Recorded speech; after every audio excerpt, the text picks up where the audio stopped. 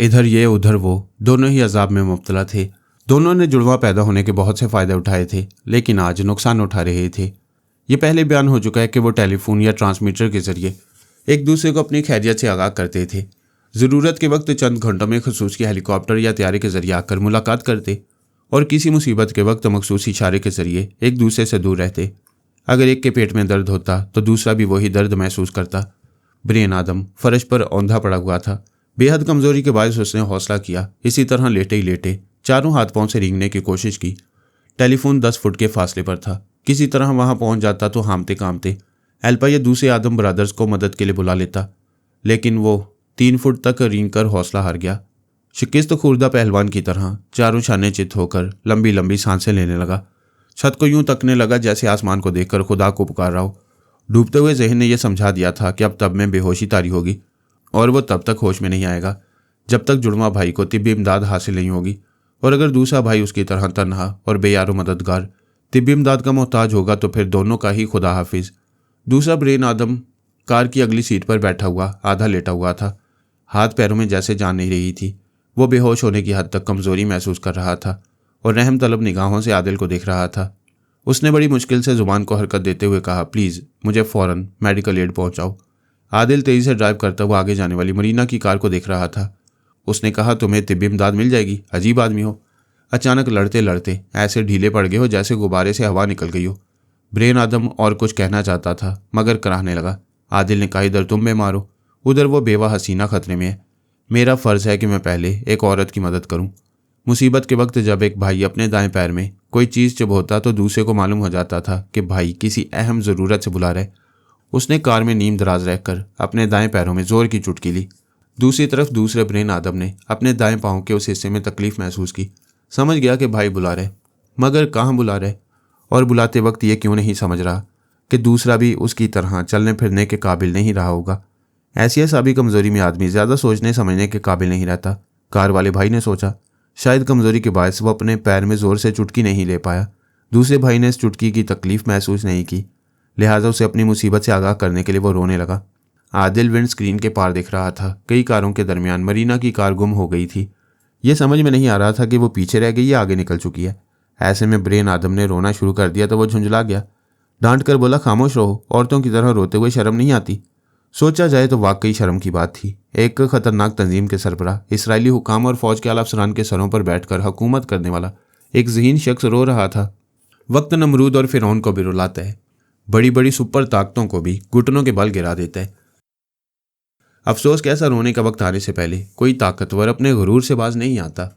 दूसरी तरफ फर्श पर पड़ा हुआ ब्रेन आदम भी रोने लगा। अगरचे रोना नहीं चाहता था, ताहम दूसरे भाई के आंसू रुला रहे थे। ज़रा देर बाद ही दोनों चुप हो गए। दोनों पर बेहोशी तारी हो गई। कोई समझ सकता है कि आदिल ने नादानिस्तगी में कितना बड़ा कारनामा अंजाम दिया था। यहूदी खुफिया तंजीम की रीढ़ की हड्डी तोड़ दी थी। एक ही तीर से 2 शिकार किए थे। एक कार में, दूसरा अपनी खुफिया रिहाशगाह में पड़ा हुआ था। सिर्फ इतना ही नहीं, वो तीसरे शिकार के पीछे भी जा रहा था। मरीना की भी शामत आ गई थी। मरीना सहमी हुई थी। आदिल ने डाइनिंग हॉल में मेरा और शीबा का जिक्र कुछ इस अंदाज में किया जैसे हम में से कोई ख्याल ख्वानी करने वाला उसके दिमाग के अंदर हो और उसके ज़रिए मरीना को पहचान रहा हो। वह फ़ौरन ही आदिल से दूर जाकर फिर ख्याल ख्वानी के ज़रिए उसके दिमाग में आकर उसकी हकीकत मालूम करना चाहती थी। अगर सामने रहकर ख्याल ख्वानी करती तो आदिल के दिमाग में रहने वाले उसे ताड़ लेते, जबकि बेचारे के दिमाग में इस वक्त कोई नहीं था। वह बहुत दूर से ड्राइव करती हुई गई। जब यकीन हो गया कि वो खतरे से बहुत दूर चली आई है तो उसने कार रोक दी। ठंडी ठंडी समुद्री हवा खिड़की के रास्ते आ रही थी। घबराहट दूर हो रही थी। उसने इत्मीनान की सांस लेकर ख्याल ख्वानी की परवाज़ की। आदिल के पास पहुंची। वह सिर्फ सांस रोककर ही नहीं, गाड़ी रोककर भी सोचने लगा, अभी मेरे दिमाग में क्या हुआ था, मैंने अचानक सांस क्यों रोक ली। मरीना ने सोचा, उसने मेरी सोच की लहरों को कबूल नहीं किया। या तो वो योगा का माहिर है या फिर किसी ने तनमीमी अमल के ज़रिए उसके दिमाग को लॉक किया है। फिर एक ये बात समझ में आई कि आदिल के दिमाग में फ़िलहाल कोई नहीं। अगर होता तो वो मरीना की सोच की लहरों को महसूस न करता। लेकिन यह तजस्सुस पैदा हो गया कि वो नौजवान कौन है। उसने शीबा की कब्र पर चिराग क्यों जलाया और एक यहूदी होकर फरहाद को भाईजान क्यों कह रहा था। ये सवालात खौफज़दा भी कर रहे थे और जवाबात हासिल करने की तरगीब भी दे रहे थे। एक बात जो दिल में धड़क रही थी वो ये थी कि नौजवान बहुत अच्छा लग रहा था। अगर इसका दिमाग अपने काबू में आ जाता तो इसे अपना दोस्त बनाकर तिलबैब में कुछ अच्छे दिन गुजार लेती। वो ख्यालात से चौंक गई। वो जहाँ बैठी हुई थी उधर का दरवाज़ा अचानक ही खुला। 2 अफराद अंदर आए। उसने कार के दूसरे दरवाजे की तरफ जाने के लिए सर घुमाया। उधर भी एक शख्स खड़ा मुस्कुरा रहा था। उसने कहा, मेरी जान, इस भरी जवानी में तन्हाई अच्छी नहीं होती, हमारी बन जाओ, हमें अपना बना लो। वह चीख कर बोली, कौन हो तुम लोग? हम माल के भूखे हैं, तुम ही क्या कम थी कि ऊपर से हीरे जवाहरात लाद कर चली आई हो? जब ऐसी दावत मिल रही हो तो हमारे जैसे कितने ही गिद्ध आएंगे। उसने उसके गिरेबान में हाथ डाला, फिर कीमती नेकलेस एक झटके से खींच लिया। दूसरे ने उसका हाथ पकड़कर खींचा। वो चीखने लगी। चीखते वक्त उसका मुंह खुला। उसने रिवॉल्वर की नाल उसके मुंह में घुसाकर कहा, खबरदार, जरा भी आवाज निकली तो आगे खुद समझदार हो। वह चुप हो गई। वह तीनों से कार से बाहर लाकर उसके बदन से जेवरात उतारने लगे। जयपुर गुल्ला ने उसके दिमाग को ख्याल ख्वानी के मामले में पाबंद रखा था। तनवीमी अमल के मुताबिक वह तन्हाई में ख्याल ख्वानी कर सकती थी, या फिर कभी जान पर बन आए तो ये हथियार इस्तेमाल कर सकती थी। अब यह हथियार इस्तेमाल करने का वक्त आ गया था। उसने रिवॉल्वर वाले के दिमाग पर कब्जा जमाया। उसने उसके मुंह के अंदर से रिवॉल्वर निकाल लिया, फिर अपने दोनों साथियों को निशाने पर रखते हुए कहा, ये तमाम हीरे जवाहरात कार के अंदर रख दो। एक ने पूछा, हम ये माल कार में क्यों रखें, हम इसे आपस में तकसीम करेंगे। वो मरीना को रिवॉल्वर देते हुए बोला, मैडम इसे संभालो, मैं इन दोनों को संभालता हूँ। दोनों साथियों ने चीख कर कहा, अबे दिमाग चल गया है, जिसका माल लूट रहा है उसे रिवॉल्वर दे रहा है। उसने दोनों साथियों पर छलांग लगाई। फिर तीनों में जंग छिड़ गई। मरीना ने थोड़ी देर यह तमाशा देखा, फिर एक फायर किया। वो तीनों रेत पर गिरकर उसे सहमी हुई नजरों से देखने लगे। वो बोली, चलो उठो, मेरे तमाम जेवरात गाड़ी में रख दो। वो रेत पर से उठकर कपड़े झाड़ते हुए कार की तरफ गई। उनके साथ मरीना ने उधर घूमकर देखा। आदिल उसकी कार के बोनट पर बैठा हुआ था। नजरें मिलते ही बोला, तुमने तो कमाल कर दिया, औरत होकर 3 मर्दों को महकूम बना लिया। मुझे हीरो बनने का मौका देती तो तुमसे दोस्ती का एक बहाना मिल जाता। वो हंसकर बोली, फिल्मों में ऐसी सिचुएशन होती है, लेकिन मैं तुम जैसे दर्जनों हीरोज पर भारी पड़ूंगी। उन तीनों ने वो तमाम जेवरात गाड़ी की पिछली सीट पर डाल दिए। मरीना ने कहा, मैं खून खराबा नहीं चाहती, फौरन इतनी दूर भाग जाओ कि इस रिवॉल्वर की गोली तुम्हें छू ना सके। वह तीनों वहां से भागने लगे। उसने रिवॉल्वर का रुख आदिल की तरफ करते हुए पूछा, तुम मेरा पीछा क्यों कर रहे हो? वो बोला, इसकी 2 वजूहात हैं। एक तो ये कि तुम टॉयलेट के लिए गलत जगह आ गई हो, वहाँ क्लब में आराम से फारिग हो सकती थी, यही समझाने आया हूँ। बकवास मत करो, सच सच बताओ, क्यों ताकुब कर रहे हो? सच कहता हूँ, तुम पर 1000 जान से आशिक हो गया हूँ। तुम फिर बकवास कर रहे हो, मैं गोली मार दूंगी। मारना होता तो उन तीनों को ना छोड़ती। क्या वो तुम्हारे रिश्तेदार थे और मैं कोई दुश्मन हूँ? हाँ, ऐसे दुश्मन हो जिसे जिंदा छोड़ना हमाकत होगी। तुमने फरहाद को भाईजान क्यों कहा था? यही तो मैंने तुमसे पूछा था। क्या तुम फरहाद भाईजान को जानती हो? तुम तो जानते हो। अगर जानता तो तुमसे ना पूछता। जब जानते नहीं हो तो उसे भाईजान क्यों कहते हो? यही तो मैं समझने से कासिर हूँ। तुम यहाँ किसी से भी पूछ लो, मैं यहूदी हूँ, मेरा नाम हैरी है, मेरी बहुत बड़ी शूज़ फैक्ट्री है। क्या तुम ये उलझन सुलझा सकती हो कि मैं यहूदी होकर एक मुसलमान को भाई क्यों कह रहा हूँ? तुमने ये नाम किससे सुना था? मेरी फैक्ट्री का मैनेजर मुझे शीबा की कब्र पर ले गया था, उसकी ज़ुबान से मैंने फरहाद और उसका नाम सुना था, और नाम सुनते ही तुम उसे भाईजान कहने लगे। क्या मुझे उल्लू समझते हो कि ऐसी अहमकाना बातों पर यकीन कर लूँगी? मैं 3 तक गिन रही हूँ, अगर तुमने अपनी असलियत ना बताई तो। उसकी बात पूरी होने से पहले ही आदिल ने उसके एक हाथ पर ठोकर मारी। रिवॉल्वर हाथ से निकलकर दूर रेत पर जा गिरा। जूते की ठोकर से हाथ को चोट पहुंची थी। वो चीख मारकर रिवॉल्वर की तरफ दौड़ी। आदिल ने उस पर छलांग लगाई, उसे दबोचकर रेत पर गिरा। दोनों लेटकर कुछ देर तक लुढ़के, फिर थम गए। छोड़ो, छोड़ दो मुझे, मैं तुम्हें जिंदा नहीं छोड़ूंगी। वो यकबारगी आदिल के दिमाग में आई, लेकिन उसके दिमाग को कोई नुकसान पहुंचाने से पहले ही बाहर निकल आई। उसने सांस रोक ली। वो खुद को छुड़ाकर रेत पर से उठने लगी। उसी वक्त वो तीनों भागने वाले वापस आ गए। एक ने रेत पर से रिवॉल्वर उठाकर कहा, पहुंची वहीं पे खाक जहां का खमीर था। मेरा रिवॉल्वर मेरे हाथ में आ गया है, अब देखता हूं तुम्हें कौन बचाएगा। दूसरे ने रिवॉल्वर वाले साथी से कहा, देखो अब इसे रिवॉल्वर देने की हमाकत ना करना। अरे वो तो पता नहीं क्यों इसे दे दिया था, शायद इसके हुस्न से मुतासिर हो गया था। तुम्हें अकल से काम लेना चाहिए। हम इसे रिवॉल्वर दिखाकर ही इसका हुस्न व शबाब और जेवरात हासिल कर सकती हैं। अपने साथी की बात खत्म होते उसने फिर रिवॉल्वर मरीना के हाथ में दे दिया। मरीना ने लपक कर उसे लिया, फिर उन्हें निशाने पर रखते हुए बोली, अब तुम लोगों को भागने नहीं दूंगी। तुम सबकी मौत आई थी इसलिए दोबारा आ गए। वो गिड़गिड़ाने लगे। एक ने कहा, हमें जाने दो, आइंदा हमारा बाप भी यहाँ नहीं आएगा। दूसरे ने कहा, एक बार हमें माफ़ कर दो, हम समझ गए, तुम पुरस्रार कुव्वतों के मालिक हो। तीसरे ने कहा, हम बेरोजगार हैं, इसी तरह वारदातें करके कुछ कमाई कर लेते हैं, हमें अपना गुलाम बना लो। वो बोली, मैं देखना चाहती हूँ तुम तीनों कितने काम के आदमी हो, इस जवान की पिटाई करो। उन तीनों ने फौरन हुक्म की तामील की। पहले एक ने आदिल पर छलांग लगाई। वो एक तरफ हट गया। छलांग लगाने वाला रेत पर औंधे मुंह गिरा। दूसरे ने हमला किया। आदिल ने उसका हाथ रोककर ताबड़तोड़ कई घूंसे रसीद किए। पहला रेत पर से उठ रहा था, दूसरा घूंसे खाकर उस पर आ गिरा। वो तीसरे को मारता हुआ पानी में ले गया। जब उसे पानी में फेंक कर आया तो बाकी 2 उस पर हमला करने आ गए। मरीना उसकी तरफ बढ़ती हुई दिलचस्पी से लड़ने का तमाशा देख रही थी। उसे आदिल की फाइटिंग का स्टाइल बहुत अच्छा लग रहा था। ऐसी ही दिलचस्पी के दौरान उसके हलक से चीख निकल गई। आदिल ने अचानक ही उसकी कलाई पकड़कर मोड़ दी। वो दूसरी तरफ घूम गई। उसने रिवॉल्वर छीनकर उसे धक्का दिया। वो भी लड़खड़ाती हुई दूर गई, फिर रेत पर औंधी हो गई। एक तो पानी से निकलते ही भागने लगा, दूसरे दो रहम तलब नजरों से रिवॉल्वर को तकने लगे। आदिल ने रिवॉल्वर के चैम्बर से गोलियां निकालकर पूरी कुव्वत से समुद्र के गहरे पानी में फेंक दी। फिर खाली रिवॉल्वर उनके कदमों में फेंक कर बोला, क्या ख्याल है, अब भी लड़ने की हसरत है? वो भी भागने लगे। मरीना रेत पर पड़ी सहमी हुई नजरों से उसे देख रही थी, सोच रही थी, इसका ताल्लुक यकीनन फरहाद की फैमिली से है। इसने 3 तगड़े गुंडों को तन्हा मार भगाया। ये रिवॉल्वर से उन्हें हलाक कर सकता था, लेकिन पारस और अली तैमूर की तरह इसने रिवॉल्वर खाली कर दिया। वो दुश्मनों को मारते नहीं हैं, जलील करके छोड़ देती हैं। यही ये हैरी कर रहा है। मेरी फैमिली से उसका भी ताल्लुक नहीं था, लेकिन उसके अहमकाना अंदाज ने मरीना को खौफजदा कर रखा था। अगर दूसरे पहलू से देखा जाए तो यह अंदाज अहमकाना नहीं था, उसे हम सब से वालिहाना लगाव था। हम उसके दिमाग की गहरी तह में दरख्त की जड़ों की तरह थे। वशी तारा के तनवीमी अमल से असीर होने के बावजूद मुझे भाईजान की हैसियत से भुला नहीं पा रहा था। अकीदतमंदी का यह आलम था कि नादानिस्तगी में हमारे उन दुश्मनों से टकरा रहा था जिन्हें मैं और मेरे बेटे अभी तक जेर नहीं कर पाए थे, और वो अनजाने में बड़ी मासूमियत से उन्हें जेर कर चुका था। अगर ऐसे में तमाम दुश्मन तंजीमों को और हम सबको उसकी फतूहात का इल्म हो जाता और सभी यहूदी खुफिया तंजीम के अंदर पहुंचने के लिए उससे ब्रेन आदम का मुतालबा करते, तो वह हमें सब पर तरजीह देता और ब्रेन आदम को हमारे हवाले करता। ये हमारी बदकिस्मती थी कि हम आदिल से वाकिफ़ नहीं थे, वरना पहली बार शीत आ रही हमारे काबू में आ जाती। ऐसे हालात में तकदीर का कायल होना पड़ता है। हम तदबीर से बाजी जीतने की कोशिश करते हैं, वो तकदीर से मैदान मारता जा रहा था। वो रेत पर आकर मरीना के पास लेट गया, फिर बोला, क्या यहीं बिस्तर बिछाने का इरादा है? वह इल्तिजा अमेज़ लहजे में बोली, अगर तुम यहूदी हो तो हज़रत मूसा अलैहिस्सलाम का वास्ता है, और मुसलमान हो तो आखिरी नबी सल्लल्लाहु अलैहि वसल्लम का वास्ता देती हूँ। मुझे सच बताओ, तुम कौन हो और मुझसे क्या चाहते हो? तुम तो ऐसे पूछ रही हो जैसे मैं तुम्हारा दुश्मन हूँ।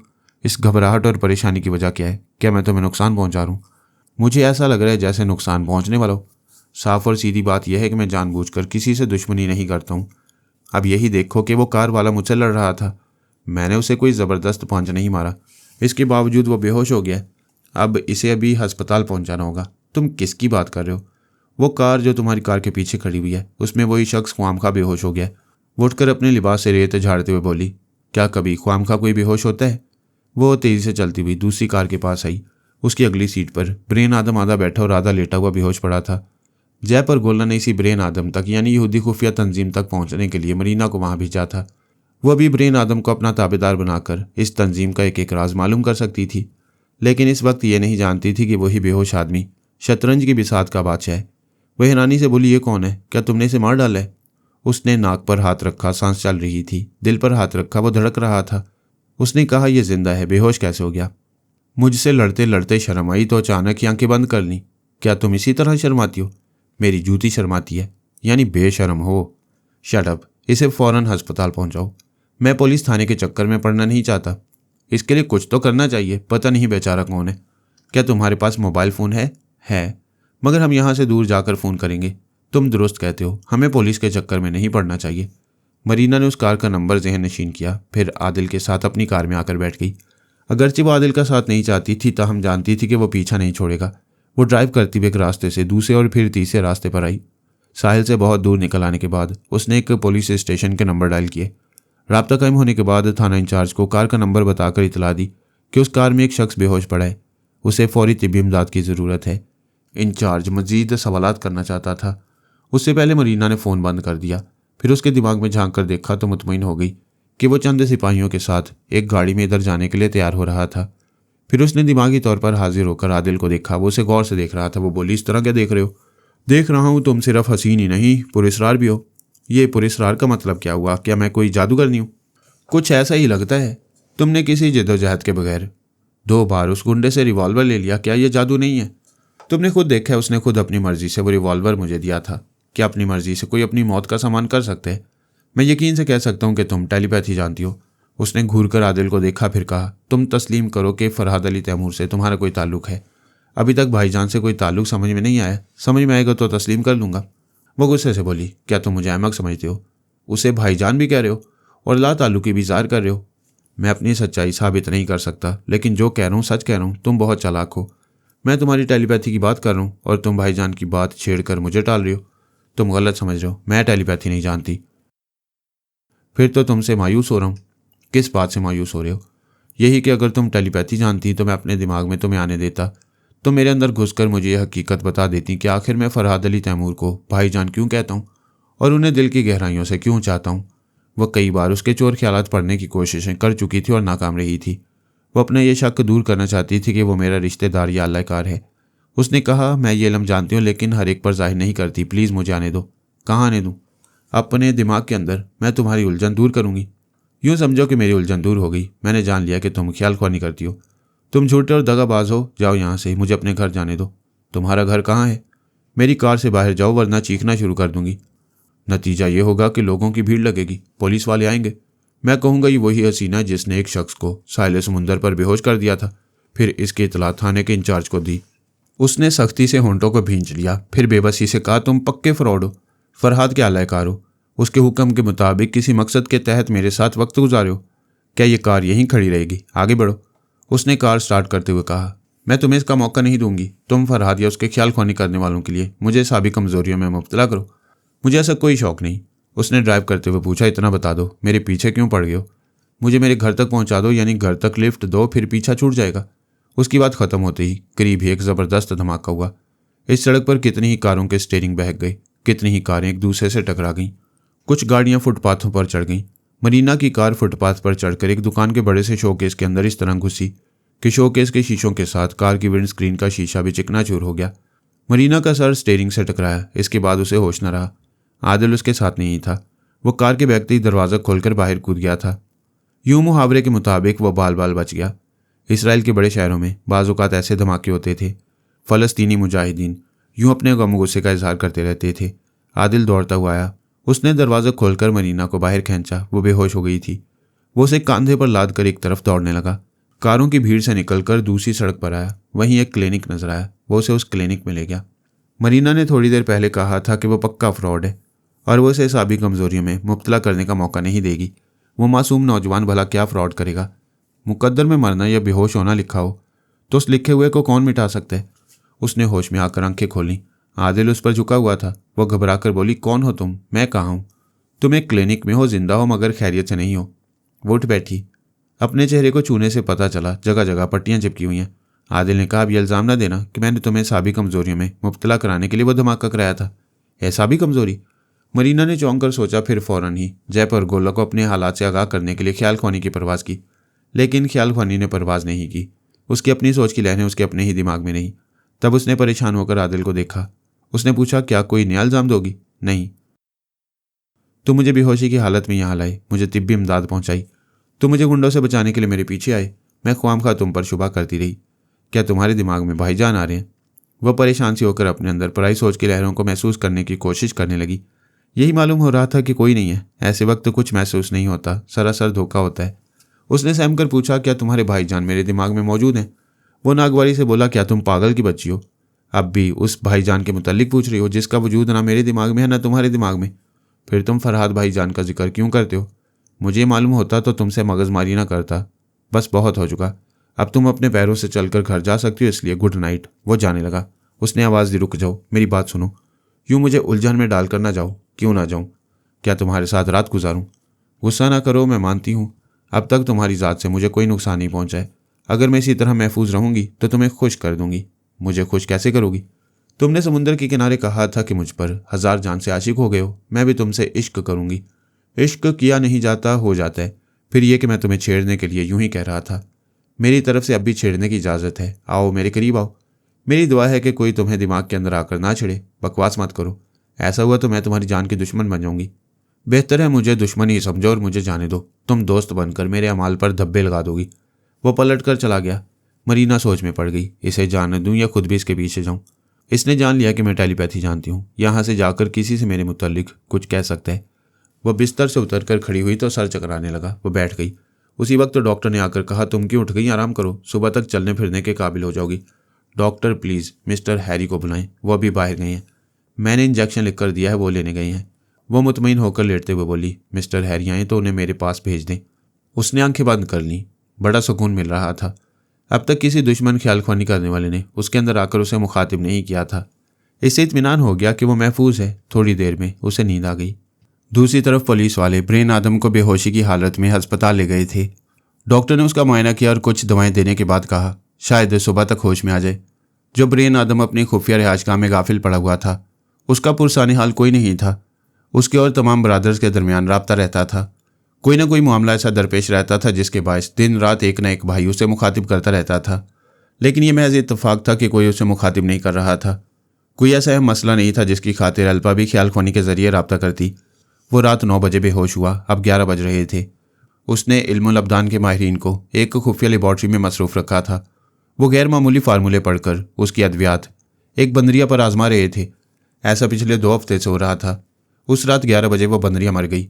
उन्होंने इसका पोस्टमार्टम किया जिससे पता चला कि फार्मूले की किसी दवा ने नुकसान नहीं पहुंचाया। बंदरिया तबई मौत मरी थी। उनमें से एक डॉक्टर ने ब्रेन आदम से फ़ोन पर रब्ता किया। वो फर्श पर चारों शाने चित पड़ा हुआ था। उससे 7 फुट के फासले पर फ़ोन की घंटी बज रही थी। इस घंटी की आवाज़ कमरे में गूंजने लगी, लेकिन वो आवाज़ उसके कानों तक नहीं पहुंच रही थी। थोड़ी देर बाद फ़ोन खामोश हो गया। उस डॉक्टर ने रिसीवर रखकर दूसरे डॉक्टर से कहा शायद ब्रेन आदम अपने घर में नहीं है। दूसरे डॉक्टर ने पूछा क्या वो हमारी निगरानी करता होगा? तुमने ये सवाल क्यों किया है? हम यहाँ 15 दिनों से कैद हैं। तीनों वक्त का खाना खुद ब्रेन आदम यहाँ लाता है। हमारी ज़रूरियात की दूसरी चीज़ें भी वही मुहैया करता है। इससे जाहिर होता है कि उसने किसी दूसरे को ये खुफिया लेबॉर्ट्री नहीं दिखाई है। वो इन फार्मूलों के मामले में अपने किसी खास आदमी पर भी भरोसा नहीं करता। हाँ, वो बहुत मोहतात है, लेकिन आज इस बंदरिया की मौत ने हमारी उम्मीदों पर पानी फेर दिया है। मैं सोच रहा था दवाओं के नताइज निकलेंगे तो हमें यहाँ से रिहाई मिल जाएगी। ठीक कहते हो।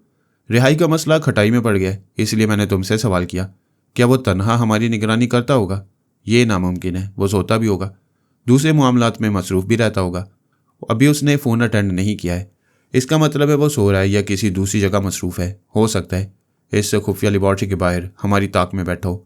तुम्हारी तरह मैं भी यहाँ से रिहाई चाहता हूँ, मगर हम पकड़े जाएंगे।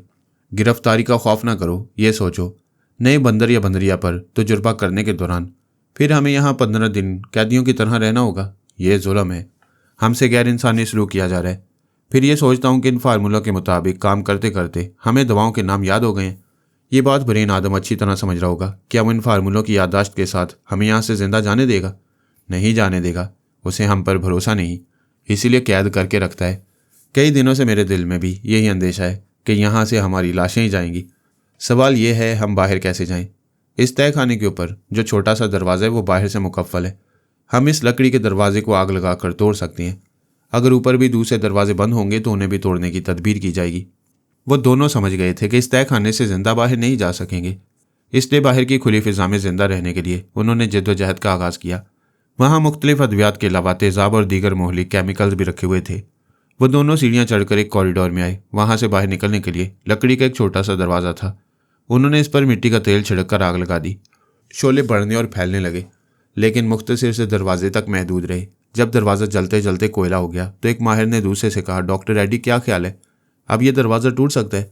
डॉक्टर एडी ने कहा यस डॉक्टर नेल्सन, इसे तोड़ने से पहले अच्छी तरह याद कर लो। मैंने वो फार्मूले जेब में रख लिए हैं। क्या तुमने तैयारशुदा महंगी दवाएं रख ली हैं?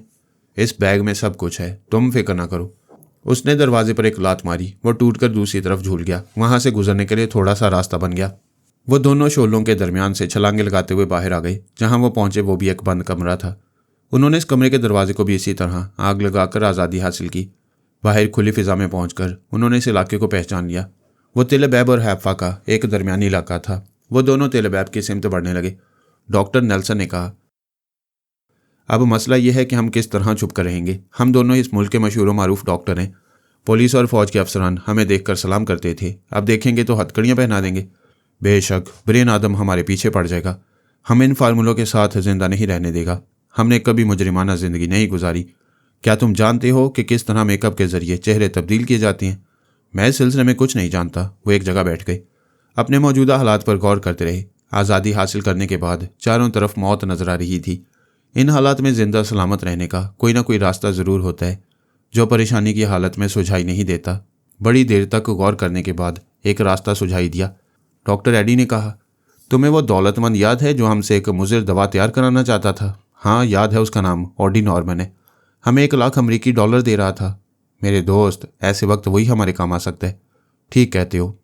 अगर हमें कुछ दिनों के लिए छुपने के लिए जगह मिल जाए तो हम अपना चेहरा तब्दील कर लेंगे। वो उठकर खड़े हो गए। एडी ने जेब से कागजात निकाल कर कहा, ये फार्मूले प्लास्टिक के थैले में है, हम इन्हें यहाँ ज़मीन में गाड़ कर छुपा देंगे, वरना ओडी नॉर्मन इन कागजात को हासिल करके हमारे साथ वही सलूक करेगा जो ब्रेन आदम करता। उन्होंने ज़मीन पर बैठकर चाकू से एक छोटा सा गड्ढा खोदा, प्लास्टिक के थैले में छुपे हुए कागजात को इस गड्ढे में रखकर मिट्टी डाली, ज़मीन हमवार की, फिर पास पड़े हुए एक बड़े से पत्थर को लुढ़काना शुरू कर दिया। वह तकरीबन 3 या 4 मन वजनी था। दोनों की मेहनत से लुढ़क कर ज़मीन के उस हिस्से पर छा गया जहाँ वो कागजात छुपा कर रखे गए थे। फिर वो दोनों 1-1.5 घंटे तक पैदल चलते हुए शहर के एक मुज़ाफ़ाती इलाके में पहुंचे। वहाँ एक बूथ में दाखिल होकर उन्होंने फ़ोन के जरिए ओडी नॉर्मन से रब्ता किया। दूसरी तरफ से पूछा गया, तुम कौन हो? डॉक्टर नेल्सन ने कहा, यह हम सिर्फ नॉर्मन को बता सकती हैं, एक बहुत अहम मामला है। होल्ड ऑन करने को कहा गया। फिर ओडी नॉर्मन की आवाज़ सुनाई दी, हेलो, मैं नॉर्मन बोल रहा हूँ। मैं डॉक्टर नेल्सन बोल रहा हूँ, क्या मैं तुम्हारे हाफ़ज़े में मौजूद हूँ? ओ डॉक्टर, भला तुम्हें और डॉक्टर एडी को कौन भुला सकता है, आप दोनों ग्रेट हैं। इस वक्त एडी मेरे साथ है, हम दोनों मुसीबत में गिरफ्तार हैं, आप हमारे लिए क्या कर सकती हैं? मैं तुम दोनों के लिए अपनी तमाम दौलत पानी की तरह बहा सकता हूँ। आपकी किसी भी मुसीबत को दूर करने के लिए अपने खिदमतगार मातियतों की पूरी फ़ौज को खतरात में झोंक सकता हूँ। फिर हम भी हर तरह आपके काम आएंगे। मैं पता बता रहा हूँ, आप हमारे लिए गाड़ी भेज दें।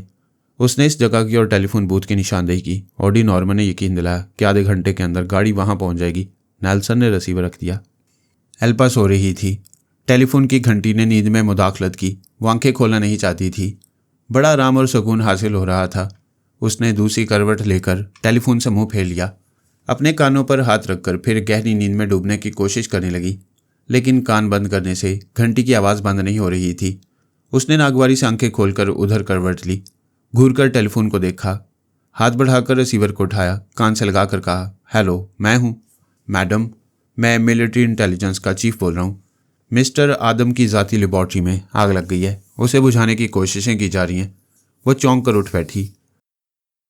उसे मालूम था कि वहाँ इन गैर मामूली फार्मूलों पर काम हो रहा है। उसने पूछा, क्या वहाँ मसरूफ़ रहने वाले डॉक्टर एडी और डॉक्टर नेल्सन महफूज हैं? शायद महफूज हैं। वो दोनों लेबॉर्ट्री के अंदर और बाहर नज़र नहीं आए। क्या तुमने मिस्टर आदम को इतला दी है? उनकी रिहाइशगाह में फ़ोन की घंटी बजती रही। उन्होंने फ़ोन अटेंड नहीं किया, शायद वहाँ मौजूद नहीं। ठीक है, मैं देखती हूँ। उसने रिसीवर रखकर ख्याल खोने की परवाज़ की। ब्रेन आदम के पास पहुंची। उसके दिमाग की बेहिसी से मालूम हुआ कि वो बेहोश है। उसकी बेहोशी ने तशवीश में मुब्तला कर दिया। उसने फ़ौरन ही ब्लैक आदम के पास पहुंचकर कहा, बिग ब्रदर किसी मुसीबत में है, फ़ौरन उसकी रिहाइशगाह पर पहुंचो, मैं आ रही हूँ। वो सोई हुई थी। दूसरा लिबास पहनने का वक्त नहीं था। उसने सिर्फ एक गाउन पहन लिया। बाहर आई तो सिक्योरिटी गार्ड अलर्ट हो गए। उसने हुक्म दिया, गाड़ी निकालो, मोबाइल टीम को कॉल करो, हरी अप। वो 24 घंटे मुस्ताद रहते थे। 1 मिनट के अंदर ही अल्पा मोबाइल टीम की 2 गाड़ियों के दरमियान अपनी कार में वहाँ से रवाना हो गई। ब्लैक आदम उससे पहले वहाँ पहुँच गया। उसने बड़े भाई ब्रेन आदम को फर्श पर बेहोशी की हालत में देखा। फिर फौज के एक डॉक्टर को फ़ौरन पहुँचने का हुक्म दिया। एल्पा ने वहाँ आकर बड़े भाई की हालत देखी। फिर ब्लैक आदम से पूछा, ब्रदर, वहाँ हमारी खुफिया लेबॉर्ट्री में आग लग गई है, दोनों डॉक्टर्स लापता हैं, इधर बड़े भाई की हालत है, तुम क्या कहते हो? क्या हमारी तंजीम के खिलाफ कोई साजिश हो रही है? सिस्टर, लेबॉर्ट्री में आग लगने का मतलब है कि दुश्मन फार्मूलों तक पहुँच गए हैं, बल्कि उन्होंने दोनों डॉक्टरों को भी अगवा किया है। प्लीज़ मालूम करो उस बंदरिया के नताइज क्या हैं? एल्पा ने इंटेलिजेंस के चीफ को मुखातिब करके पूछा, क्या इस लेबॉर्ट्री में एक बंदरिया देखी गई है? जी हाँ, उसे मार डाला गया था। उसकी चीर फाड़ से जाहिर होता है कि उसका पोस्टमार्टम किया गया था। फ़ौरन किसी डॉक्टर की खिदमत हासिल करो, वो पोस्टमार्टम के नताइज मालूम करेगा। सॉरी मैडम, वो बंदरिया तो अब जल चुकी है। वो गुस्से से बोली, कैसे जल गई? उसे महफूज क्यों नहीं किया गया? हमारे जवान अद्वियात और लेबॉर्ट्री की मशीनों को महफूज जगह पहुंचाने में मसरूफ़ रहे। बंदरिया तो मर चुकी थी, उसके टुकड़े बिखरे हुए थे, उसे गैर अहम समझकर छोड़ दिया गया। एल्पा ने दिमागी तौर पर हाजिर होकर ब्लैक आदम को बंदरिया के मुतालिक बताया। वो बोला, सिस्टर, मुझे यकीन है कि तजुर्बा कामयाब हो गया था, वो फार्मूले बिल्कुल दुरुस्त थे, इसलिए उन्होंने बंदरिया को मार डाला। ब्लैक आदम को चेक करने के लिए फौजी डॉक्टर आ गया। एल्पा एक एक करके तमाम बरादर्स को मुख्तसर हालात बताती रही। 1 घंटे के अंदर तमाम आदम बरादर्स वहाँ पहुँच गए। डॉक्टर ने कहा, बज़ाहिर कोई बीमारी और बेहोशी की कोई वजह समझ में नहीं आ रही, जिस्मानी निज़ाम बिल्कुल दुरुस्त है, ये किसी किस्म की कमज़ोरी है जो गालिब आ गई है, क्या इन्हें कोई गहरा ज़हनी सदमा पहुँचा है? एल्पा और तमाम ब्रदर्स के दिमागों में एक ही बात आई कि फार्मूलों के गुम होने और डॉक्टरों की रुपोश हो जाने से सदमा पहुँच जाए। एल्पा ने कहा, फार्मूलों का गम नहीं है, उसकी दूसरी कापियाँ मौजूद हैं, मुझे डॉक्टरों पर शुबह है। एक ब्रदर ने कहा, मैं तायद करता हूँ, उन डॉक्टरों ने तवील कैद से तंग आकर यह इंतकामी कार्रवाई की है। बंदरिया की मौत से बल्कि उनके पोस्टमार्टम से जाहिर होता है कि तजुर्बा कामयाब रहा। इन बातों ने भाई को सदमा पहुँचाया। दूसरे बरादर ने कहा, हो सकता है उन डॉक्टरों ने बड़े भाई को कोई ज़रा-सा दवा धोखे से खिलाई हो या कोई दवा इंजेक्ट की हो। उसी वक्त ब्रेन आदम नीम बेहोशी की हालत में कराहने लगा। फौजी डॉक्टर ने फख्र से कहा, मेरे इंजेक्शन असर दिखा रहे हैं। वो किसी हद तक दुरुस्त कह रहा था। ब्रेन आदम ने आहिस्ता आहिस्ता आंखें खोल दी। कमरे में अल्पा और दूसरे ब्रादर्स के अलावा डॉक्टर भी था। सब धुंधले से नजर आ रहे थे। उसकी समझ में नहीं आ रहा था कि वो कहाँ है और किस आलम में है। डॉक्टर ने झुककर कहा, यस मिस्टर आदम, आप बड़े बाहिम्मत इंसान हैं, हौसला करें, कुछ बोलें। तब अल्पा ने उसके जहन में झांक कर देखा। पता चला वो होश में आ रहा है लेकिन हवास बजा नहीं है। उसने आंखें बंद कर ली थी क्योंकि धुंधले चेहरे दिखाई दे रहे थे। डॉक्टर की आवाज़ आ रही थी लेकिन बातें समझ में नहीं आ रही थी। अल्पा ने कहा, प्लीज़ डॉक्टर, आप बड़े भाई को मुखातिब ना करें, इनका जहन उलझा हुआ है। वह सब कमरे से बाहर आ गए। सिर्फ डॉक्टर उसके करीब मौजूद रहा और अल्पा दिमाग में आती जाती रही। फिर वह धीरे धीरे जहनी तौर पर नॉर्मल होने लगा। उसे याद आने लगा। वो मेज़ पर बैठा खा रहा था। पहले गर्दन में सुई चुभने का एहसास हुआ, फिर कमजोरी रफ्ता रफ्ता गालिब आने लगी। उसे याद आने लगा वो अल्पा को इतला देने के लिए फ़ोन तक ना जा सका। फर्श पर गिर पड़ा। अल्पा ने पूछा, गर्दन में किसने सुई चुभई थी? किसी ने नहीं, मेरे कमरे में और मेरी रिहाइश में कोई नहीं। फिर चुभन कैसे महसूस हुई? कमजोरी गालिब कैसे आई? मैंने ये बात सबसे छुपाई है कि मैं एक नहीं दो हूँ, डबल हूँ। मेरे एक जुड़वां भाई भी है। अल्पा ने हैरानी से पूछा, जुड़वां भाई? क्या तुम दोनों की फितरत एक है? क्या तुम उसकी तकलीफ अपने अंदर महसूस करते हो? हाँ, यही तो मसला है। ब्रेन आदम के चोर ख्यालात उसे जुड़वां भाई के मुतालिक तफसीलात बता रहे थे। अल्पा ने सब कुछ सुनकर सवाल किया, जब तुम दोनों आदात और हरकत सकनात में एक हो तो मैं ख्याल खोनी के जरिए दूसरे भाई के दिमाग में क्यों नहीं पहुंचती हूँ? वो इसलिए कि उसने मुझ पर तनवीमी अमल करके मेरी आवाज़ और लहजा बदल दिया। मेरा पैदाइशी लहजा उसने अपनाया हुआ है तो मेरे लहजे के मुताबिक सिर्फ मेरे अंदर ही आती हो। वह दूसरा भाई कहाँ है? वह समुंदर के किनारे तफरीह के लिए गया था। उसके जाने के तकरीबन 50 मिनट के बाद ही मैंने अपनी गर्दन में चुभन महसूस की। मैं यकीन से कह सकता हूँ कि किसी ने मेरे भाई को कमज़ोरी में मुब्तला किया है। वो शायद दुश्मनों की कैद में है। मेरे होश में आने का मतलब यह है कि वो भी होश में आ चुका होगा। तुम आराम से लेटे रहो, हम उसे तलाश करेंगे, मैं अभी आऊँगी। वह दिमागी तौर पर हाजिर होकर तमाम बरादर्स को ब्रेन आदम के जुड़वां भाई के मुतालिक बताने लगी। तमाम बातें सुनकर एक बरादर ने कहा, बड़े भाई को हमसे जुड़वां भाई की बात नहीं छुपानी चाहिए थी। दूसरे ने कहा, बड़े भाई के खिलाफ कुछ ना सोचो, वह हमसे ज़्यादा ज़हीन है। उसने हम सब की बेहतरी और दुश्मनों को फ़रेब देने के लिए ऐसा किया था। तीसरे भाई ने कहा, अब यह समझ में आ रहा है कि किसी दुश्मन ने उस ब्रेन आदम को खुफिया लेबॉर्ट्री से निकलकर समुद्र के किनारे जाते देखा होगा। फिर उसने ब्रेन आदम की गर्दन में सुई चुभई, लेबॉर्ट्री पहुंचकर वहां आग लगाई और दोनों डॉक्टर्स को पकड़ कर ले गया। एक और ने पूछा, अल्पा, क्या तुमने बड़े भाई को डॉक्टरों के अगवा होने और लेबॉर्ट्री के तबाह होने की बात बताई? नहीं, मैं बड़े भाई को अभी शौक पहुंचाना नहीं चाहती। हमें दूसरे बड़े भाई को ढूंढना चाहिए। एक भाई ने साहली इलाके के पुलिस स्टेशन के नंबर डायल किए, फिर कोड वर्ड्स सुनाकर कहा, मैं आर्मी का एक अफसर बोल रहा हूँ। क्या आज रात 9 बजे से 12 बजे के दरमियान कोई बेहोश शख्स समुद्र के किनारे पाया गया है? यस सर, वो एलिट शख्स अस्पताल के कमरा नंबर 2 में है। वो रिसीवर रखकर तमाम बरादर से बोला, मिल गया, वो एलिट अस्पताल के कमरा नंबर 2 में है, आओ चलो। वो उठकर खड़ा हो गया। अल्पा ने कहा, बैठो, पहले मैं तस्दीक करूं कि वही हमारा दूसरा बड़ा भाई है या नहीं। उसने रिसीवर उठाकर इंक्वायरी से अस्पताल के नंबर मालूम किए, फिर अस्पताल का नंबर मिलाकर इस्तकबाली पर मौजूद लड़की की आवाज़ सुनी। रिसीवर रखकर वो उसकी खोपड़ी में पहुंची। उसे काउंटर से बाहर बुलाकर कमरा नंबर 2 में ले गई। वहां बिस्तर पर एक मरीज लेटा हुआ था। डॉक्टर इसे अटेंड कर रहा था। उससे लड़की ने कहा, डॉक्टर, इस मरीज के लिए फ़ोन आया है। डॉक्टर ने कहा, कह दो मरीज फ़ोन अटेंड करने के काबिल नहीं। वो चली गई। अल्पा डॉक्टर के अंदर आ गई। वो पूछ रहा था, मिस्टर, आप क्या महसूस कर रहे हो? वो बड़ी नकाहत से बोला, मैं बहुत कमज़ोरी महसूस कर रहा हूँ। वह मरीज़ के दिमाग में पहुंचकर चोर ख्यालात पड़ने लगी। ये तस्दीक हो गई कि वह जुड़वां भाई है। अल्पा ने दिमागी तौर पर हाजिर होकर कहा, हमारा ब्रदर टेरी आदम टेलीपैथी जानता है। उसके साथ हमारे दूसरे ब्रदर भी अस्पताल जाएं। वो भी हमारा बड़ा भाई है। डॉक्टर उसे तवानाई के लिए दूध हॉर्लिक्स दे रहा है। उसे भी तवानाई के लिए यही पिलाओ। मैं कुछ और ख्यालात पढ़ कर आती हूँ। ब्रदर टेरी आदम 2 ब्रदर के साथ चला गया। उनसे पहले अल्पा, फिर अस्पताल वाले ब्रेन आदम के अंदर पहुंच गई। इस बार यह मालूम किया कि दुश्मनों ने उस पर किस तरह हमला किया था। मालूम हुआ कि दुश्मन नहीं थे, एक अजनबी जवान था।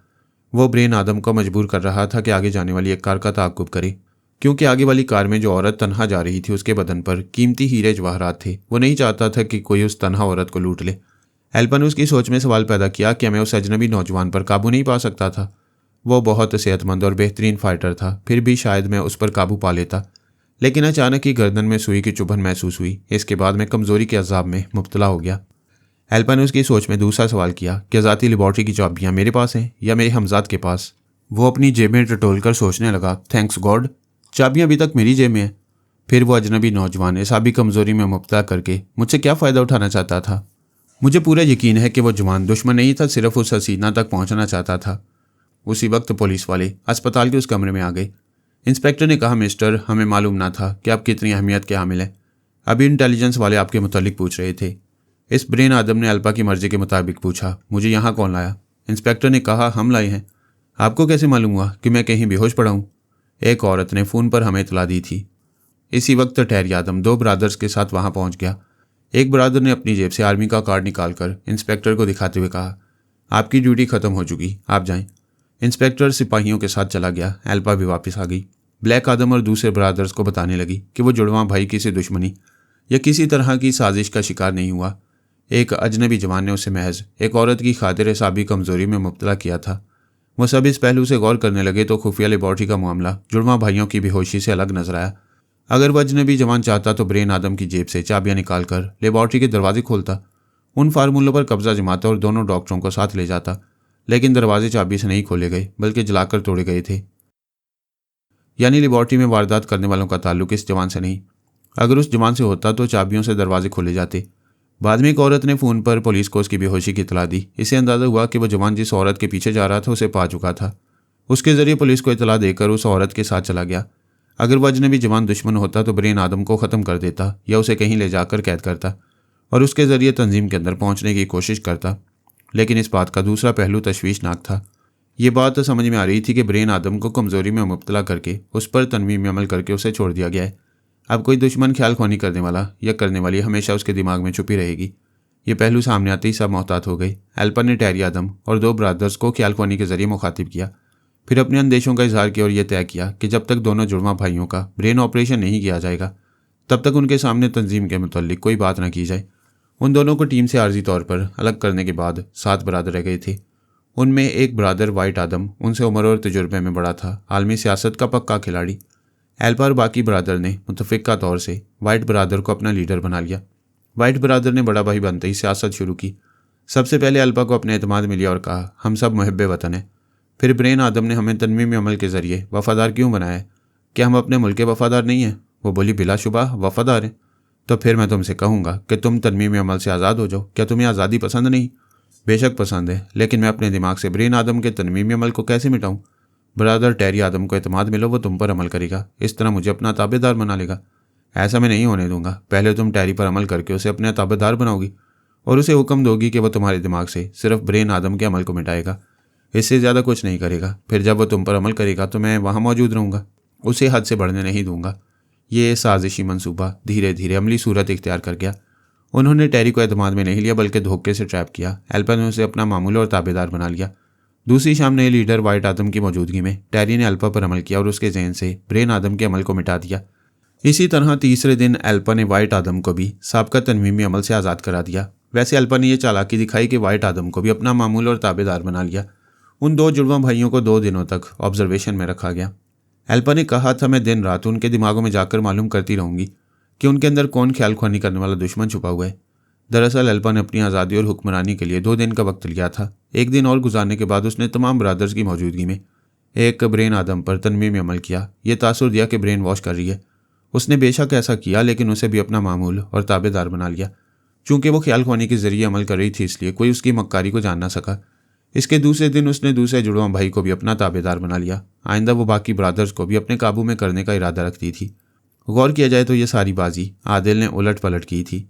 इन तमाम मसरूफियात के 5वें दिन एल्पा ने समुंदर के किनारे बेहोश होने वाले ब्रेन आदम से तन्हाई में मुलाकात की। फिर उसे कहा, उस अजनबी नौजवान के मुतालिक सोचो, क्या हमारी किसी मामले से उसका कोई ताल्लुक नहीं था? वो बोला, ज़रूर कोई ताल्लुक होगा, तभी उसने मुझे बेहोश किया। यानी वो बेहोश करने की दवा इंजेक्ट करने का इंतज़ाम पहले से कर चुका था। बिल्कुल यही बात है। क्या तुम उसे दोबारा देखकर पहचान सकते हो? वो सोचता रहा, फिर बोला, मुश्किल है। क्लब के बाहर तारीकी थी। साहिल की रोशनियां बराए नाम कार के अंदर आ रही थी। अगर वो मुझे कार से बाहर निकलने का मौका देता तो शायद मैं नीम तारीकी में उसका चेहरा देख लेता। क्या उसे आवाज़ से पहचान सकते हो? यकीन से नहीं कह सकता, शायद आवाज़ सुनकर पहचान लूँ। वो अजनबी जवान मामूली नहीं गैर मामूली है। किसी ख्याल ख्वानी करने वाली हस्ती के लिए अहम खिदमत अंजाम दे रहे हैं। उसे किसी तरह तलाश करो। एल्पा की यह शदीद ख्वाहिश थी कि उस जवान को देखे जिसने एक ही बार से 2 ब्रेन आदम की खोपड़ियाँ उल्टा दी थी। मरीना गहरी नींद में थी। चेहरे और जिस्म पर जो जख्म आए थे उन्होंने उसे निढाल करके सुला दिया था, वरना वो सोना नहीं चाहती थी। आदिल की असलियत या उसकी कमज़ोरी मालूम करना चाहती थी, जबकि आदिल ने यह मालूम कर लिया था कि वो टेलीपैथी जानती है। ये मरीना के हक़ में बुरा हुआ। वो बाहर जाकर किसी से टेलीपैथी का जिक्र कर सकता था। आदिल डॉक्टर को इंजेक्शन देकर चला गया। अब वो मरीना से दूर रहना चाहता था। उसने महसूस किया था कि वो अपने हुस्न शबाब से उसे बहला फुसला कर अपने करीब रखना चाहती है। ऐसी दोगली हसीना से दूर रहना चाहिए, ये सोचकर वो चला गया। सुबह आंख खुली तो वो उठकर बैठ गया। रात की तमाम बातें याद आ गईं। उसने नर्स को बुलाकर पूछा, हैरी कहाँ है? वो बोली, कौन हैरी? मैं तो अभी ड्यूटी पर आई हूँ। वो डॉक्टर के चैम्बर में आई। पिछली रात वाले डॉक्टर की भी ड्यूटी बदल दी गई थी। वो भी किसी हैरी को नहीं जानता था। उसे कमज़ोरी महसूस हुई तो वापस आकर बिस्तर पर लेट गई। एक आया ने उसे बिस्तर पर ही मुंह हाथ धोने में मदद की, फिर पीने के लिए ताज़ा फलों का रस दिया। ऐसे वक्त जैरी ने उसे मुखातिब किया, हेलो मरीना, मैं जैरी हूँ। वो बोली, कोड वर्ड्स सुनाओ। कोड वर्ड्स नहीं सुनाऊंगा, क्या तुम मुझे दिमाग से निकाल सकती हो? वो परेशान होकर बोली, मेरी बदकिस्मती है, एक हादसा पेश आया था। मुझे मालूम है, मैं बहुत देर से तुम्हारे ख्यालात पढ़ रहा हूँ। ये अच्छी बात नहीं है, मेरे दिमाग से जाओ। क्या ये अच्छी बात है कि दुश्मन तुम्हारे ख्यालात पढ़ें? बल्कि वो पढ़ चुके होंगे। उन्होंने हमारे बॉस जयपर गोला की खुफिया तंजीम के मुतालिक मालूम किया होगा। ये झूठ है, अभी तक कोई दुश्मन मेरे अंदर नहीं आया। तुम कैसे कह सकती हो, जबकि पराई सोच की लहरों को महसूस नहीं कर रही हो? ये हैरी कौन है? एक अजनबी जवान है, वही मुझे इस क्लिनिक में लाए, और वो फरहाद अली तैमूर का रिश्तेदार या अल्लाहकार है। तुम्हारे ख्यालात ने सब कुछ बता दिया है। बेशक हैरी मशकूक है, मगर हमारा दुश्मन नहीं। बकवास मत करो। ये पूरी तरह यकीन कर लो कि हैरी के जरिए फरहाद तुम्हारे अंदर पहुंच चुका है। मैं अभी जा रहा हूँ। बॉस पर गोला से पूछूंगा कि इन हालात में तुम्हारे साथ क्या सलूक किया जाए। वो चला गया। मरीना अपनी तौहीन के एहसास से तिल मिलाने लगी। दिमागी कमजोरी ने उसे बेबस कर दिया था। अगर जयपर गोला वहां मौजूद होता तो अपने शैतानी अमल से उसके दिमाग को लॉक कर देता। वो उठकर बैठ गई। यूं बेयारो मददगार बिस्तर पर नहीं रहना चाहती थी। अपनी सलामती और आज़ादी के लिए कुछ करना चाहती थी। वह अस्पताल से बाहर आई, फिर एक टैक्सी में बैठकर अपनी रिहाइशगाह में पहुंच गई। इन लम्हात में ये बात यकीनी थी कि कोई भी उसके दिमाग में आकर उसे अपनी कनीज बना सकता था। मैं भी आ सकता था। She, Tara, Alpa, Jerry, thermal और विकी सोल वगैरह सबके सब उसके दिमाग पर हमले कर सकते थे। पता नहीं दिमागी तवानाई कितने घंटों में बहाल होती। अब वो जयपर गोला जैसे दरिंदे की कनीज बनकर नहीं रहना चाहती थी। उसने मोबाइल फ़ोन के जरिए पेरिस के उस अफसर से रब्ता किया जिसने पिछले दिनों उसे पेरिस से न्यूयॉर्क जाने की सहूलतें फराहम की थीं। उसने अफसर से कहा, मैं मरीना बोल रही हूँ। उसने पूछा, कौन मरीना? वजाहत करो। पिछले दिनों फरहाद के टेलीपैथी जाने वालों ने मुझे अपने तनवीमी अमल से आज़ाद किया था और तुमने मेरे न्यूयॉर्क जाने के इंतजाम किए थे। हाँ, समझ गया। अब क्या मसला है? एक बहुत अहम मसला है। जितनी जल्दी मुमकिन हो फरहाद से रब्ता करो। उसने अपना मोबाइल नंबर बताकर रब्ता ख़त्म कर दिया। फिर बेचैनी से मेरा इंतज़ार करने लगी। फ़ोन की आवाज़ सुनते ही वो खौफ से चीख पड़ी, जैसे किसी ने हमला किया हो। फिर वो फ़ोन को देखकर मुतमईन हुई। उसने स्विच ऑन किया, फिर कान से लगाकर बोली, हेलो, मैं मरीना बोल रही हूँ। मैंने कहा, और तुम मुझे आवाज़ से पहचान रही हो? बैठी हुई थी, खुशी से उछलकर खड़ी हो गई। फिर सहारा मिलने की उम्मीद होती, एकदम से खुशी के आंसू आ गए। वो रोते हुए बोली, मैं डूब रही हूँ, मुझे बचा लो। मैंने दुश्मनी के दौरान कमजरफी की इंतहा कर दी, लेकिन तुम आला ज़रफ़ हो। मैं किसी की ताबेदार बनकर किसी के ज़ेर असर नहीं रहना चाहती। गोया इस वक्त तुम दिमागी कमज़ोरी में मुब्तला हो। जी हाँ, मैं इस खौफ से मरी जा रही हूँ कि कोई भी आकर मुझे तस्खीर कर लेगा। मुझसे खौफज़दा क्यों नहीं हो? मैं भी तुम्हें अपनी मामूला और ताबेदार बना सकता हूँ। तुमसे कोई खौफ कभी नहीं रहा। तुमने माजी में 2 बार मुझे तनवीमी अमल से आज़ादी दी है। मैं बहुत जलील और कमीनी हूँ। तुम्हारी आला ज़रफ़ी की कदर ना कर सकी। हमेशा टेलीपैथी के गुरूर में पहाड़ से टकराने की हमाकत करती रही। अब क्या चाहती हो? जितनी जल्दी मुमकिन हो मेरे दिमाग को लॉक कर दो। किसी लम्हे कोई भी आ सकता है। मैंने फ़ोन को ऑफ किया और फिर उसके अंदर पहुंचकर कहा, जब मैं आ चुका हूं तो और कोई नहीं आ सकेगा। मेरी सोच की लहरों को अपने दिमाग में सुनते ही वो खुशी से निढाल होकर सोफे पर गिर पड़ी। मैंने कहा, खुद को संभालो, फ़ोन ऑफ करो और बिस्तर पर जाकर आराम से लेट जाओ। उसने मेरी हदायत पर अमल किया। बिस्तर पर चारों शाने लेट गई। बदन को ढीला छोड़ दिया, आंखें बंद कर लीं। चूंकि खुद ही तनवीमी अमल के लिए राज़ी थी, इसलिए जल्द ही मेरे ज़ेर असर आ गई। मैं उसके मुतालिक बहुत कुछ मालूम करना चाहता था कि वो किन हालात से गुजर कर इस मुकाम तक पहुंची है। यूँ मालूमात हासिल करने से मुझे जयपर गुला के मुतालिक बहुत कुछ मालूम होता। आदिल चंगेज़ी से भी वाकफियत हासिल होती। लेकिन मैं ज़्यादा देर करता तो इस दौरान कोई दुश्मन ख्याल ख्वानी करने वाला आ जाता। मैं बाद में भी ये मालूमात हासिल कर सकता था। फ़िलहाल मैंने उसके दिमाग को लॉक कर दिया। ये ताकीद की कि तनवीमी अमल के दौरान उसका दिमाग किसी की भी सोच की लहरों को महसूस नहीं करेगा और किसी की दस्तक पर तनवीमी नींद से बेदार नहीं होगा। वह सिर्फ मेरी सोच की लहरों को महसूस करेगी और 4 घंटे तक आराम से सोती रहेगी। वो सो गई, मैं उसके दिमाग से चलाया। वह हमारे लिए गैर ज़रूरी थी। अल्लाह ताला ने मुझे और मेरी फैमिली के कितने ही अफराद को टेलीपैथी के इल्म से नवाजा। हम में से कोई मरीना की ख्याल ख्वानी का मोहताज नहीं था। मैंने आर्जी तौर पर उसे अपनी मामूला बनाया था कि आइंदा वो अपने अमाल दुरुस्त करे। अगर वह मस्बत अंदाज में ज़िंदगी गुजारेगी तो मैं फिर उसे तनवीमी अमल के असर से आज़ाद कर दूंगा। यूँ भी जनाब अली असदुल्ला तबरेज़ी की हदायत थी कि हम मरीना या किसी और ख्याल ख्वानी करने वाले को ज़्यादा अरसे तक अपने ज़ेर असर न रखें। जब तक वो कोई नई मस्बत राह इख्तियार करती, मैं उसके ज़रिए इसराइल में फार्मूलों के सिलसिले में होने वाले तमाशे देख सकता था। यहूदी खुफिया तंजीम जयपर गुला की तंजीम, शी तारा की मसरूफियात और शायद आदिल चंगेज़ी के मुतल्लिक भी बहुत कुछ मालूम कर सकता था। मैं दिमागी तौर पर हाजिर हो गया। मैंने लैला से वादा किया था कि जब तक फ्रांस में रहूँगा उसके साथ हफ्ते में 2 दिन गुजारा करूँगा, और मैं वादे के मुताबिक पेरिस के एक कॉटेज में उसके साथ वक्त गुजार रहा था। लैला ने कहा, आपकी मसरूफियात कभी ख़त्म नहीं होंगी। मैंने कहा, तुम्हारी वजह से मैंने मरीना पर मुख्तसर सा तनवीमी अमल किया है। बड़ी मेहरबानी की, लेकिन आपकी मसरूफियात के दौरान सानी ने मुझसे रब्ता किया था, वो हमें बुला रही है। क्यों बुला रही है? खैरियत तो है? उसके कॉटेज में अली, पारस, बारबरा और सफूरा मौजूद हैं। वो हमें कोई दिलचस्प तमाशा दिखाना चाहती हैं। एक झील के किनारे बेशुमार कॉटेजेस बने हुए थे। उनमें से कई कॉटेज मेरी फैमिली के लिए मखसूस थे। हमसे चंद कदम के फासले पर अली की रिहाइश थी। मैं लैला के साथ वहाँ पहुँचा। वो सब अदब से उठकर खड़े हो गए। मैंने एक सोफे पर बैठकर टीवी की तरफ देखा। शायद कुछ देर पहले वो टीवी देख रहे थे, जिसे हमारे आते ही ऑफ कर दिया। मैंने पूछा, क्या मुझे यहाँ बुलाने से पहले ये सोचा है कि आज मेरी फैमिली के अहम अफराद एक जगह जमा हो जाएंगे और दुश्मनों की ईद हो जाएगी? अली ने कहा, पापा दुश्मन आएंगे तो बाहर हमारी रूहों से मुलाकात करके लौट जाएंगे। तुम्हारी इस बात का मतलब क्या हुआ? सानी ने कहा, मतलब आसानी से समझ में आएगा, और आएगा तो आप यकीन नहीं करेंगे। लैला ने कहा, क्या पेचीदा पहेली बुझवारी हो। पारस ने कहा, अम्मी पहले मैं वो वाक़या सुनाता हूँ जिसके चशमदीद गवाह मेरे अलावा बारबरा और सफूर हैं। वो सुनाने लगा। तकरीबन 5 दिन पहले वो बारबरा और सफूरा के साथ वाशिंगटन से पेरिस आ रहा था। उसके पास वो माइक्रोफिल्म थी जिसमें ट्रांसफार्मर मशीन का नक्शा मौजूद था। सफ़र शुरू करने से पहले सानी ने ख्याल खोने के जरिए पारस से रब्ता किया, फिर कहा, मैं और अली शहर रूम में हैं, यहाँ चले आओ, अच्छा वक्त गुजरेगा। अली तुम्हें याद कर रहे। दोनों भाइयों को साथ रहने का मौका शाज़ो नादिर मिलता था, इसलिए पारस वाशिंगटन से सीधा रूम चलाया। दोनों भाई एयरपोर्ट पर गले मिले। सानी ने बारबरा और सफूरा से मुसाफिया किया। फिर सानी ने मुस्कुरा कर कहा, सफूरा मैं किसी से नहीं डरती, लेकिन मुसाफिया करते वक्त तुम्हारे नाखूनों से डर लग रहे। सफूरा ने हंसते हुए कहा, तुमने गौर से नहीं देखा, मैं अपने नाखूनों पर बारीक सी झिल्ली चढ़ा कर रखती हूँ। जब किसी से दुश्मनी हो और उस पर हमला करने की नौबत आए तो मैं नाखूनों पर से झिल्ली उतार देती हूँ। फिर तो हम तुम्हारे हाथों से कोई भी चीज़ लेकर खा सकते हैं, वो चीज़ जहरीली नहीं हो सकेगी। हाँ, इसीलिए मैं दोस्तों की खातिर जहरीले नाखून छुपाए रखती हूँ।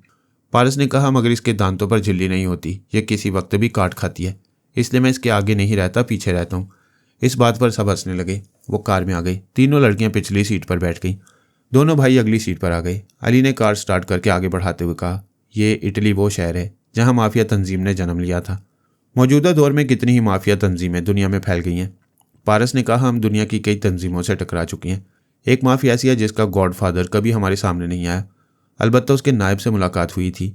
माफिया तंजीम के सरबना को उर्फ आम में गॉडफादर कहा जाता है। मौजूदा दौर में औरतें ज़िंदगी के हर शोबे में आगे बढ़ रही हैं। जुराइम की दुनिया में भी औरतें गॉड मदर बन रही हैं। यहाँ इस मुल्क में ऐसी एक गॉड मदर की दहशत तारी है, लोग उसका नाम सुनते ही खौफजदा हो जाते हैं। सानी ने कहा, यहाँ के दहशतज़दा लोग कहते हैं कि वो गॉड मदर पुलिस मुकाबले में हलाक हो गई थी। उसकी तंजीम के अफराद ने पुलिस वालों के सामने उसे दफन करने के बाद कहा, अब हमारी गॉड मदर की रूह आया करेगी, तुम पुलिस वाले उसे कभी गोली नहीं मार सकोगे। उनकी पेशगोई के मुताबिक उसकी रूह आया करती है और वारदात करके चली जाती है। पारस ने कहा, यह फैंटेसी बहुत दिलचस्प है। अली ने कहा, आज हम गॉड मदर की रूह को देखेंगे। बारबरा ने खुश होकर पूछा, क्या वाकई? हाँ, इटली के हुकूमत ने फ्रांस की हुकूमत से इस मामले में ताउन की दरख्वास्त की थी। अकल ये तस्लीम नहीं करती कि रूह जिसे चैलेंज करते उसके सामने आती है, फिर लोगों की मौजूदगी में उसे गोली मारकर चली जाती है। क्या वाकई ऐसी वारदात हो चुकी है? अली ने कहा, मैंने सिर्फ सुना नहीं, देखा नहीं। ये तमाशा देखने के लिए सानी ने ख्याल ख्वानी के जरिए फ्रांस की इंटेलिजेंस के अफसर को हदायत की थी कि वो इटली की इंटेलिजेंस के सामने सुराग रसां की हैसियत से सानी का और मेरा नाम पेश करे। इस तरह यहाँ हम दोनों आरजी सुराग रसां बन गए।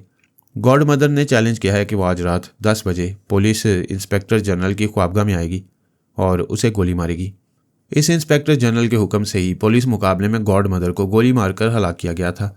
इसके बाद इंस्पेक्टर जनरल किसी काम से मुल्क से बाहर चला गया, कल वापस आए और आज रात उसकी मौत का वक्त मुकर्रर हो चुका है। मुख्तसर यह कि शाम ही से आईजी के बंगले के चारों तरफ मुसल्ला पुलिस का पहरा लगा दिया गया। अहाते के अंदर किसी को जाने की इजाज़त नहीं। अली और सानी के असरार पर पारस, बारबरा और सफूरा को इस वार्निंग के साथ इजाज़त दी गई कि आईजी को नुकसान पहुंचेगा तो इसकी जिम्मेदारी अली और सानी पर होगी। सानी और बारबरा शाम ही से बंगले के अंदर और बाहर ड्यूटी देने वाले अफसरों और सिपाहियों के ख्यालात पड़ती नहीं। ये शुबा दूर होता रहा कि गॉड मदर का कोई साथी टेलीपैथी जानता है। वहाँ टेलीपैथी का कोई मसला नहीं था। अली और पारस ख्वाबगह के एक एक गोशे में झांक कर देखते रहे। कहीं कत्ल का सामान नहीं किया गया था। रात के 9 बजे 3 पुलिस अफसरान आए। उन्होंने आईजी से मुलाकात की और यह तय किया कि वो तीनों आईजी के करीब ख्वाबगह में रहेंगे। ऐसे ही वक्त बारबरा ने एक साजिशी अफसर को पहचान लिया। उसने कहा, सानी, जिस अफसर का नाम एंटोनियो है, इसके ख्यालात पढ़ो। उसके ख्यालात ने बताया कि वह अफसर रिश्वतखोर है। पिछली रात गॉड मदर की रूस के कमरे में आई थी और उससे कहा था सुबह तुम्हें 50,000 ब्रिटिश पाउंड मिल जाएंगे। इसके एवज कल रात तुम आईजी की ख्वाबगाह में ड्यूटी पर रहोगे। तुम अपने सरकारी रिवॉल्वर के अलावा एक और रिवॉल्वर अपने लिबास में छुपा कर रखोगे। मैं वहाँ आऊँगी और जब अपने रिवॉल्वर से आईजी का निशाना लूँगी तुम उसे गोली मार दोगे। राशि अफसर ने कहा, वहाँ दूसरे अफसरान होंगे, वो मुझे कत्ल करते हुए देख लेंगे। मैं वहाँ ऐसी दहशत पैदा करूँगी कि सबकी नज़रें मुझ पर होंगी। तुम गोली मारते ही रिवॉल्वर मेरे कदमों में फेंक दोगे। सानी और बारबरा ने यह तमाम बातें पारस, अली और सफूरा को बताईं।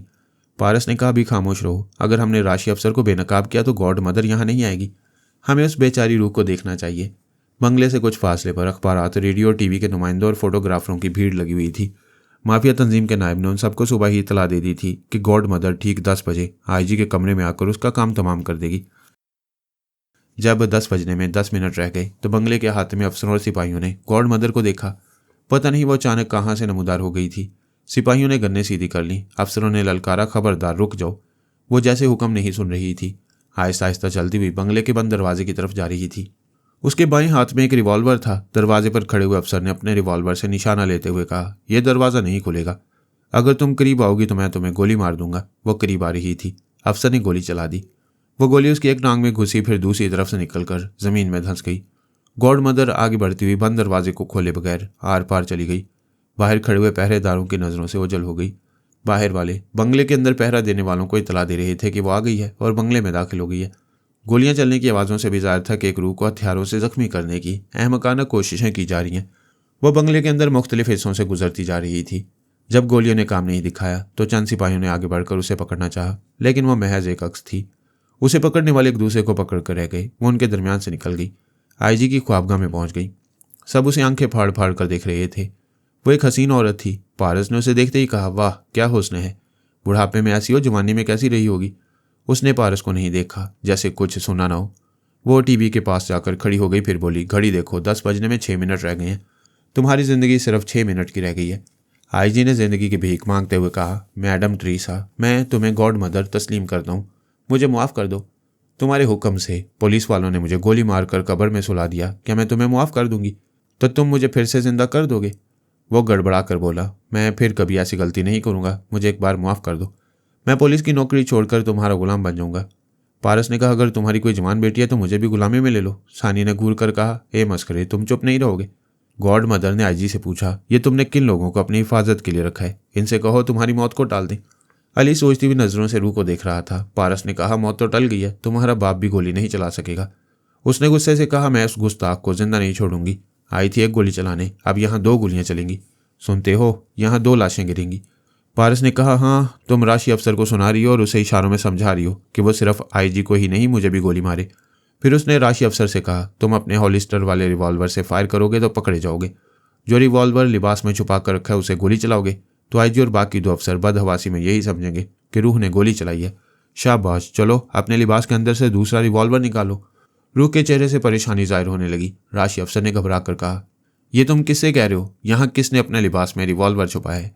बारबरा उसके अंदर थे। उसने मजबूर किया तो वह फौरन ही अपने लिबास में छुपा हुआ रिवॉल्वर निकाल कर बोला, अरे हाँ, ये तो मेरे पास है। उसने उस रिवॉल्वर को उछाला। पारस ने उसे कैच करके पूछा, हाँ तो बूढ़ी ट्रीसा, अब अपने रूहानी रिवॉल्वर से फायर करो और आईजी के साथ मेरा भी काम तमाम कर दो। वो गुस्से से चीख कर बोली, कौन हो तुम? कौन हो? मैं तुम्हें जिंदा नहीं छोड़ूंगी। ये कहते उसने सांस रोक ली, फिर आसपास देखते हुए कहा, ओ आई सी, यहाँ टेलीपैथी जानने वाले हैं, कोई बात नहीं आईजी, मैं फिर तुमसे निपट लूंगी। ये कहते ही वो गायब हो गई। आईजी ने सहमकर कहा, मुझे बचाओ, ये नज़रों से ओझल होकर मुझ पर फायर करेगी। अली ने कहा, तुम्हारे ये राशि अफसर तुम्हें मौत के घाट उतारने वाला था। वो अफसर कभी अपने जुर्म का इकरार न करता, लेकिन उसका दिमाग अपने काबू में नहीं था। उसने बयान दिया कि पिछली रात ट्रीसा की रूस के कमरे में आई थी और उसने प्लानिंग की थी कि किस तरह वो आईजी को गोली मारेगा। कत्ल से पहले ही माफिया के एक आदमी ने उसे 50,000 ब्रिटिश पाउंड अदा कर दिए थे। वो रकम भी राशि अफसर के घर में रखी हुई है। आईजी के हुक्म से उसके घर की तलाशी ली गई। वो रकम मिल गई। अफसर को हिरासत में ले लिया गया। आईजी ने अली और पारस का शुक्रिया अदा करते हुए कहा, आप लोग वाकई ज़हीन सुरागरस हैं। मैं चाहूँगा कि जब तक गॉड मदर की रूह को गिरफ्तार या नाबूद ना किया जाए तब तक आप हमारे मेहमान रहेंगे। अली ने कहा, रूहें कभी वारदात करने नहीं आती हैं। वो गॉड मदर शायद जिंदा हो उसके धोखे में आप लोगों ने उसकी किसी डमी को हलाक किया होगा। अगर वो जिंदा है तो रूह की तरह कैसे नजर आती है? हम उसके जिस्म के आर पार देख लेते हैं जैसे वो शीशे का मुजस्मा हो, फिर वो गायब कैसे होगी? पारस ने कहा, ऐसे बहुत से सवाल जवाब तलब हैं। हम इन सवालों पर गौर करें, लेकिन यह हकीकत है कि रूह किसी वारदात की मुर्तकिब नहीं होती। आपके डिपार्टमेंट में जितने राशि अफसरान हैं ट्रीसा उन्होंने खरीद लिया है। वो खुद आगे रहकर किसी राशि को हुक्म देती है कि वो पीछे से गोली चलाए। सानी ने कहा, कातिल आपके डिपार्टमेंट में है। आप आस्तीन में सांप पाल रहे हैं। इन सांपों को आप आसानी से कुचल सकते हैं। यहाँ हमारी ज़रूरत नहीं, हम जा रहे हैं।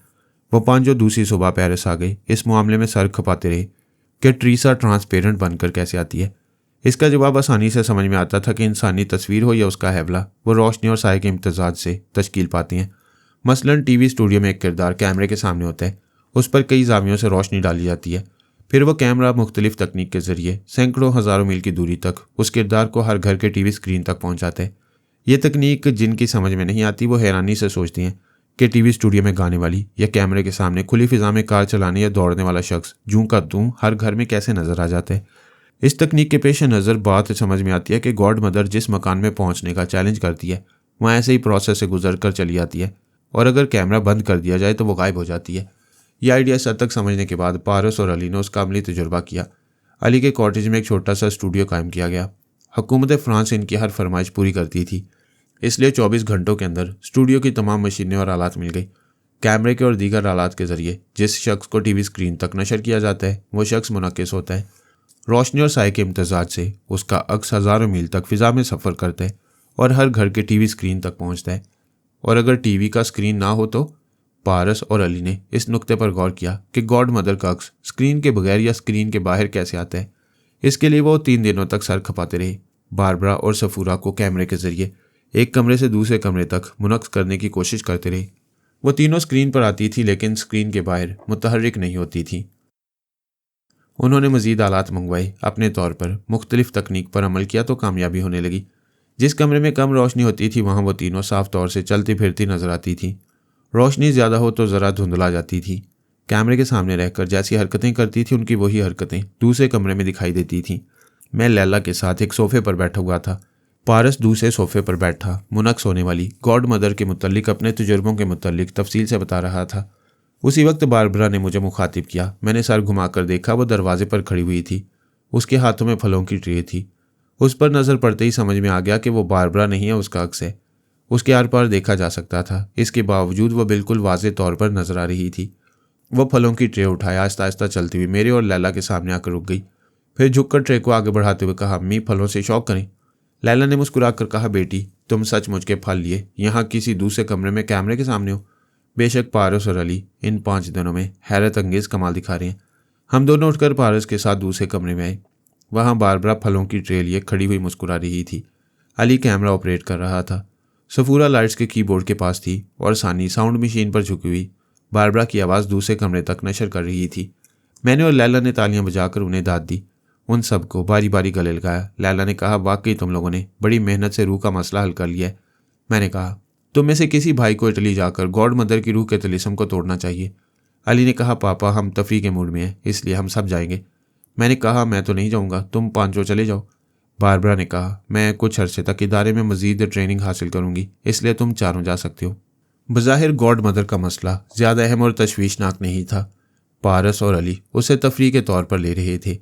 बाद में इंकशाफ होने वाला था कि गॉड मदर वो नहीं है जिसे वो देख चुके हैं, वो कोई और है और शैतान की आंत की तरह पेचीदा और यहूदियों की फितरत की तरह दलदली है।